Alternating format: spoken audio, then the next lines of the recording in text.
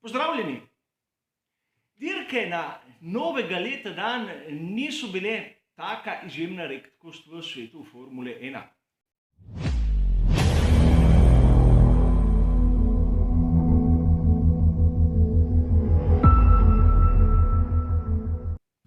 Dirka za veliko nagrado Južne Afrike leta 1965 je bila nekaj posebnega.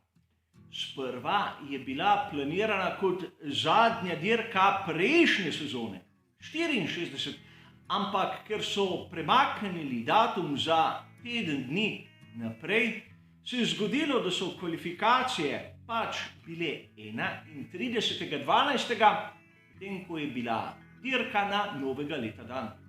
In ker je bila dirka 1. januarja, je bila velika nagrada Južne Afrike prva dirka v sezoni 65. In že to je rahlo spremenilo razmerje moči. Namreč leta 64 je postal svetovni prvak John Surtees, takrat zadnji dirki veliki nagradi Mehike. Kot zanimivost je prvi in edini voznik Ferrarija, ki je osvojil naslov svetovnega prvaka na Ferrariju, ki sploh ni bil rdeč. Enzo Ferrari je imel spor s takratno FIO in seveda na zadnjih dirkah sezone 64 je svoje bolide vpisal z licenco North American Racing Team in uradno bolidi skuderije Ferrari so nastopali v barvah Združenih držav Amerike. Še dodatna zanimivost. Na začetku zgodovine motošporta je bila rdeča barva tista, ki je označevala bolide Združenih držav. A ni še vse. John Surtees je postal svetovni prvak kljub temu, da je v resnici osvojil manj točk kot njegov prvi zasledovalec, Graham Hill. A v 60. in seveda do 80. se je dogajalo, da so v Formuli 1 odbivali rezultate. Torej, da so v določeni sezoni šteli le manjše število rezultatov, ker je bilo dobesedno preveč odstopov. In tako se je zgodilo, da je kljub temu, da je John Surtees zaostajal za točko, zaradi odbitih rezultatov Hilla prehitel za točko.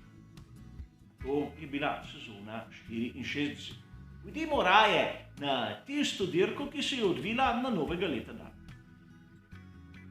Na Silvestrovo je Jim Clark v bistvu pokazal svoj način vožnje in svoj talent. Prvega zasledovalca je prehitel za 9 desetink in to ni zaokrožen rezultat. Namreč v 60. so čase na krog merili na desetinko natančno. In če se malce ozremo na današnji čas, kaj pomeni 9 desetink prednosti pred tistim prvim zasledovalcem, vam lahko zatrdim, da tudi takrat je bila ta razlika ogromna. In seveda, takrat so bili v Formuli 1 šampioni, o katerih se še danes govori, seveda spoštovani. Treba je povedati nekaj. Velika nagrada Južne Afrike je bila prva dirka v Formuli 1 za nekoga, ki nam je še danes dobro znan. Namreč takrat se je v svetu Formule 1 pojavil tisti nam znani obraz Jackija Stewarta. Seveda takrat še ni bil trikratni svetovni prvak in ni bil nekak ambasador Formule 1, ampak bil je njegov začetek v tem svetu. A to njegovega rojaka Clarka ni zmedlo. Dirko je začel, vodil in zaključil kot prvi. Dosegel je enega izmed svojih 8 Grand Slamov, kar pomeni najboljši štartni položaj, vodstvo od začetka do konca, najhitrejši krog in seveda na koncu še zmago. Danes ima Jim Clark rekord v tej kategoriji za vse tiste, ki ljubite statistiko. A statistike danes še ni konec. V svoje dirka na progi v East Londonu ni bila nič zanimivega, ampak bila je le uvertura v tisto, kar se je zgodilo leta 1965. Mnogi izmed vas se boste sedaj spraševali, zakaj je bilo pač potrebno biti januarja v Južni Afriki. Takrat na južni polobli so bili idealni vremenski pogoji, kajti imajo tam letne čase v bistvu obratne od tistega, kar imamo mi v Evropi. Še nekaj več. Takrat je bila izjemno popularna tasmanska formula, ki se je odvijala v Avstraliji in Novi Zelandiji praktično v prvih mesecih leta. In tako so Jim Clark ter ostala druščina se ustavili v Južni Afriki in nato šli naprej do Avstralije in Nove Zelandije. In prav Jim Clark na tasmanski formuli je v tisti sezoni nastopil prvič. Serija prvenstvo je imelo 8 dirk. Jim Clark je takrat kot novinec prevladal na 5. Torej, razumemo lahko, da je bil kar velik premor med prvo dirko v sezoni in nato naslednji. In ko se je Formula 1 vrnila v Evropo, najbolj prestižno dirko, veliko nagrado Monaka, Jima Clarka ni bilo. Namreč bil je zaseden v Združenih državah, kajti v istem obdobju se je odvijala dirka za 500 mil Indianapolisa. In seveda, ljubitelji motošporta poznamo zgodbo, leta 1965 je na presenečenje vseh prevladal Jim Clark. Ko se je vrnil v Evropo, je dosegel še 5 zmag. Takrat je bilo v koledarju Formule 1 10 dirk in 6 rezultatov so šteli. Jim Clark je dosegel 6 zmag. Leta 1965, ko je osvojil svoj drugi naslov svetovnega prvaka, je imel dobesedno vse možne točke.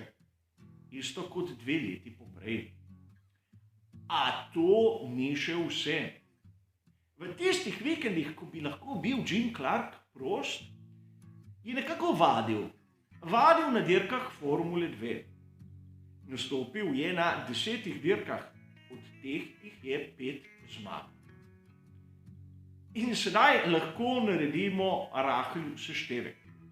V sezoni 1965 je Jim Clark nastopil na 29 dirkah, ali če smo malce bolj natančni, na 28, kajti v Monaku ga ni bilo. Od tega je zmagal na 17 dirkah. In če malce preračunamo in malce zaokrožimo, bomo videli, da je zmagal na skoraj 2/3 dirk, katere je štartal. In danes se dobijo strokovnjaki, govorijo o dominaciji v Formuli 1, o dominaciji v motošportu.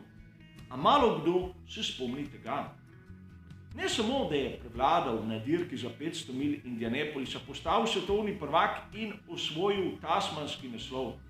Tudi v nižji kategoriji, čeprav njegove točke niso štele za naslov, je prevladoval bistveno nad ostalo konkurenco. In mnogi se danes dobesedno pritožujejo, koliko dirk je na koledarju svetovnega prvenstva Formule 1 in da je to na meji človeških sposobnosti. Videli smo, da leta 1965 so določeni vozniki vozili več dirk, zmagali na več velikih nagradah in dosegli še danes neverjetne rezultate. Kljub temu, da je bilo težje potovati in da so tudi mehaniki imeli dobesedno več dela. Bilo jih je manj in tudi tovorne povezave so bile bistveno počasnejše.